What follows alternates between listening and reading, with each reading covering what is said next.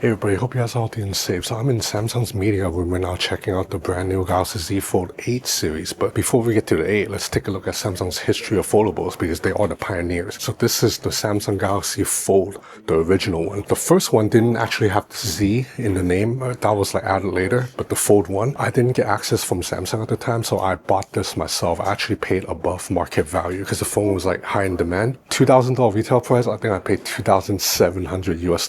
This is the Z Fold 2, which came a year later. This phone marked a significant improvement over the first Fold. The hinge was much better, and the cover screen's also much larger. This was, in my opinion, one of the biggest single generation jumps in smartphone history, like in terms of improvements. Z Fold 3, this one introduced S Pen support. Z Fold 4. Now it is around here, Z Fold 4, where I feel like Chinese foldables put out better hardware. They were thinner, a little bit lighter, better cameras. So starting with the 4, I thought Samsung fell behind a little bit. The 5, same story. The 6, same story. But with the 7, I thought Samsung made a comeback of sorts. They put out a phone that was thinner, or as thin as everybody else, and just felt and looked as good as everybody else. So it was like tip-top hardware again.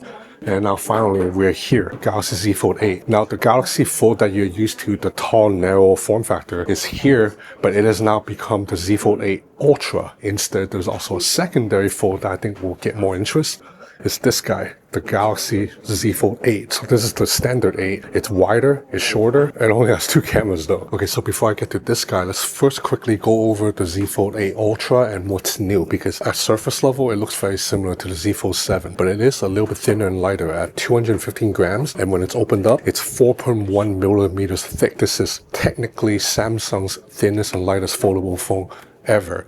You also have a larger battery, a 5,000 milliamp battery inside that charges at 45 watts. So both of these are largest battery and the fastest charging that Samsung has ever offered. The display is also brighter at 3000 nits of brightness. I also need to mention that the crease is even better than before. It's still marginally there if you really want to seek it out, but otherwise you can't really see it. When you run your finger through it, you don't really feel it too. I would say it's on par with the Oppo Find N6 in terms of how good the crease is. So Samsung achieved this by adding 2 extra layers of titanium. There's like a titanium film and a titanium plate underneath the display panel. So they said that's how it reduced the crease, but also made the hinge and the display even more premium and sturdy than before. The camera system, you still have a 200 megapixel main camera, f1.7 aperture. That's a pretty capable sensor. It's on the Galaxy Z Fold 7 and also the trifold that I use personally for like 2 months. You have a new 50 megapixel ultra-wide camera, so that's an upgrade over the Fold 7's ultra-wide camera. It's f1.9 aperture, and the zoom lens unfortunately is still the same 10 megapixel telesensor. So it's, in 2026 it's a decent zoom lens. It's not a great zoom lens. And of course, you also have a new Qualcomm chip in here. It's the Snapdragon 8 Elite Gen 5 4 Galaxy with a slightly larger vapor cooling chamber too. So you're going to get better performance across the board compared to the Fold 7.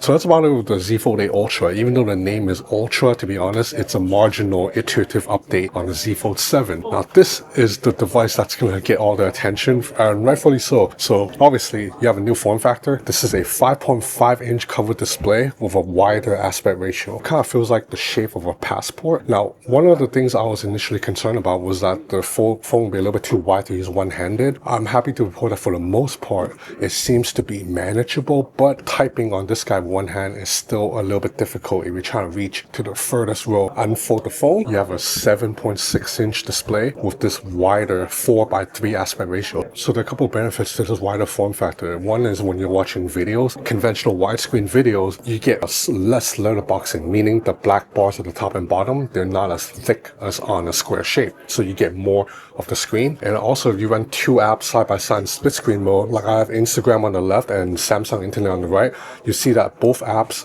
are a little bit wider. They're not like so narrow so that you can still see the information pretty clearly. Now, when you're using a single app stretched across the wide screen, it does look a little bit wider than usual, but not too bad. Like I think the aspect ratio still looks pretty decent here. And of course, you can also just turn the phone sideways to go into this portrait orientation if you want to see like apps in a more conventional vertical shape. Like for example, if you're watching Instagram Reels, for example, they definitely look better using the phone in portrait orientation than in regular orientation, then you get a lot of pillar boxing. Now the crease in the screen is as good as the Fold 8 Ultra, meaning again, you don't really see it. If you shine light at it at a specific angle, you might be able to notice it a bit, but for the most part, it's not there. And when you run your finger through it, you don't really feel it too. So it's probably like a novelty thing, but when the phone is folded and you hold it in your hand, it does feel very refreshing. It's like a shape that looks cute. It looks pretty fun. This guy is powered by the same chip, Qualcomm Snapdragon 8 Elite Gen 5, and also has a 4,800 mAh battery. So that's a relatively large battery for a smaller device. And this guy's also very light at 205 grams. It is a little bit thicker than the Fold 8 Ultra. The Fold 8 Ultra is 4.1 millimeters when unfolded. This is 4.5 millimeters when unfolded. So that means when you fold it up, it does get over 9 millimeters. But to be honest, I've been saying foldable phones, anything under 10 millimeters when folded, it's good enough for me. I don't need it to get any thinner. This is a very good shape and very compact and portable phone. So you have a dual camera system here. Both of these are 50 megapixel cameras and they both have a f1.9 aperture. So the main camera here is not as good as the main camera here. And of course, you also don't have a zoom lens. Now, even though I think the zoom lens here, it's not that great, it's still better to have a dedicated zoom lens than not have one, because that means any image or video you take beyond 1x will be digital zoom. But I don't think, the camera's not the selling point of this phone. It's the new petite form factor and the widescreen aspect ratio. You can see that the camera viewfinder is pretty well optimized. I like that you have the viewfinder on the right and on the left. It's a gallery of all your recently taken photos. So see, every time I snap a new photo, it shows up here. So it's pretty good. You're making use of the extra screen space instead of just giving us like all these black bars right here. Likewise, if you jump into the settings panel, you see everything's in 2 panes, so it's kind of like a tablet layout. YouTube's the same. When you open it up, you have videos on both rows. You tap in the video plays on the left side while you have other apps right here on the right, and you do get stereo speakers. I'm losing my mind. So like I said earlier, the Fold 8 Ultra is technically the superior device, but I think this is going to be the more popular phone this year, not only because it has a new unique form factor that, brings novelty, but also I'm pretty sure this is going to be more affordable than the Fold 8 Ultra. Now, unfortunately, I don't know the retail price of these phones, but we can assume this is similarly priced to the Fold 7 Ultra. So I would guess $1,800, and this, I want to guess, is $1,600. So that's about it for this quick preview of both of these foldable phones. I will definitely get my hands on them for a full review to come maybe in a week or two, so stay tuned. If you're interested in keeping up to date to the latest in mobile tech, please consider subscribing to my channel. That would help me a lot. That's it for now. Thanks for watching.